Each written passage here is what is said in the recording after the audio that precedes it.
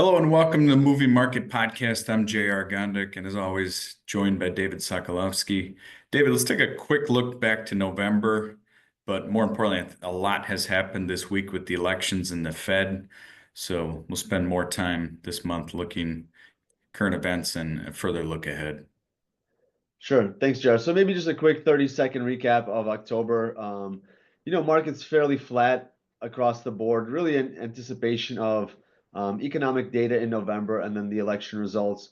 We saw strong earnings in the prior month and early this month as well, and company outlook as well. But as you mentioned, the biggest bit of information that we recently received is obviously the election results, and second has been followed by the Federal Reserve cutting interest rates.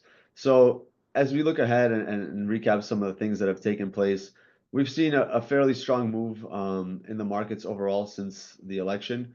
Some of the details still remain to be seen as far as the composition of the House of Representatives and the final layout of what the Senate may look like. But you have seen markets move up.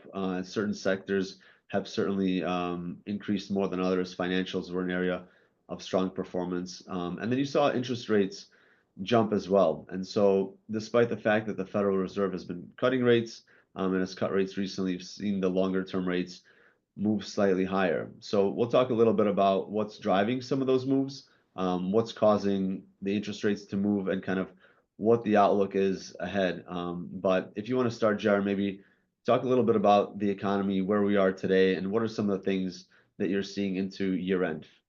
Well, if you take a step back from the emotion of the elections overall and focus, like you said, David, let's look at the economy. One concern people have voiced a fair amount is the national deficit and the total outstanding debt. So if we take a quick look, to kind of keep in context with where things are overall, I think looking at this chart, you have the blue line is the total debt, which is now 35 trillion. And then the orange line is the GDP. So since COVID, prior to COVID, the national debt and GDP were pretty close to the same ratio. Since COVID, you've seen that expand. And, looking ahead to where interest rates are, even though the Fed's cutting, you could see, the national debt and deficit continue to expand, which again is something to watch for over the long term. On the other hand, the growth in the economy has been very strong as well. So it's, something to watch for if we do enter a slowdown in the quarters or years ahead. But at this point, looking at where GDP is remains very strong. And when you look at forecasts for the fourth quarter and beyond, you're still in that 2.5% range, 2.5% to 3% growth, which is a solid number overall. And then take it a step back. Like you said, David, the Fed cut interest rates another 0.25% yesterday, on top of the 0.5% they cut in September.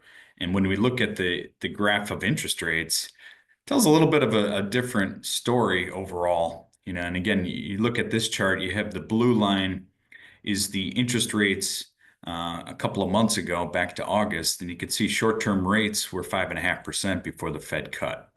So I think what a lot of people expected as the Fed cut 0.75% now, which is now the orange line on the front, short-term interest rates have gone down. On the other hand, intermediate and long-term rates have gone up, right? And then the question everyone's wondering why, right? Is it because of inflation concerns, because of the national debt? Is it because of the economic growth outlook picking up? Right? Because the economy remains very, very resilient overall. So it's, a conundrum that you have with the Fed at this point, and they're very focused on the labor market as they've talked about. All right, David. Yeah, and that's something that I think that Chairman Powell had mentioned as well. So if you kind of look at, like you said, JR, the economy remains strong, but it's really a question of the outlook. And so if we rewind back and talk about the last couple months, labor has slowed a little bit, and one of the things that we saw reported for last month, which has really been the first time, is that really 12,000 job growth. So very slow kind of job creation. Part of that was attributed to the strike at Boeing, which has been resolved or is in the works, and also part of it was attributed to weather-related events. which again will ultimately subside. But the labor image or picture is one that we've been watching very closely. And if we continue to see that slowdown, you may then see more aggressive rate cutting, and that may also bring down some of those long-term rates as well, because a number of the reasons why you can have elevated rates, like you said, JR, one of them is it could be optimism about the equity markets, and so you're selling treasuries to buy stocks. One of them could be concern about the national debt, and so you may be selling treasuries and moving that cash to something else. But if you do have some kind of a slowdown and more of a flight to safety, you could see treasury prices go up, and then yields, and interest rates coming down with that. And the reason why that's important is because a lot of economic activity transacts at longer rates than just the overnight rate, which is what the Federal Reserve controls. So if you think about housing, that's been an area that we've been watching. And again, as interest rates move up, as that 10-year interest rate moves higher, and as JR pointed out, it's moved up since the Federal Reserve has cut interest rates. That could be a headwind to the housing market and ultimately the companies associated with that. So somewhere you may be buying supplies, furniture, etc. On the other hand, as those rates come down and as the policy picture takes hold, we'll see how those areas can benefit. Well, and when we think about, as always now, where do you go from here? Right. In this market and with where interest rates are, you kind of have something for everybody in this market right now. If you're a little bit concerned about the growth or the economy or the outlook, interest rates have moved up. So with the stock market, especially having rallied post-election, not a bad time if you want to take some profit, lock in some more income, rebalance your portfolio. It's not a bad time. This isn't like a number of years ago where interest rates were very, very low or the stock market is low.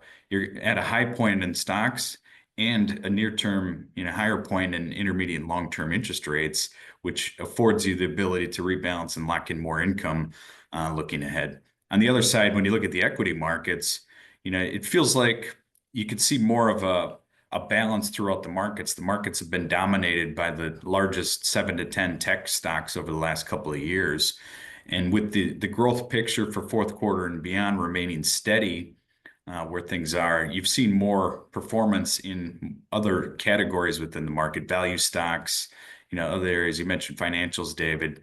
So I think looking ahead, it's a lot to digest in the short term between the Fed, the markets, and the outlook. So I think, as we see adjustments in the weeks ahead, I think some of the optimism near term, might fade a little and look for an overall underlying trend within the markets. But again, it's a good environment if you're concerned or you want to lock in some profit, not a bad time. And then looking ahead to next year, you continue to see a lot of merger and acquisition activity. There should continue to be, more and more optimism within that area overall. But again, I think looking at the underlying trends, the value rotation that we've seen, much of the last half of this year, you could continue to see in the next year. So with that, thank you for tuning in. And like I said, we'll monitor, what's happened in the weeks ahead and have some additional thoughts in December and beyond. Thank you.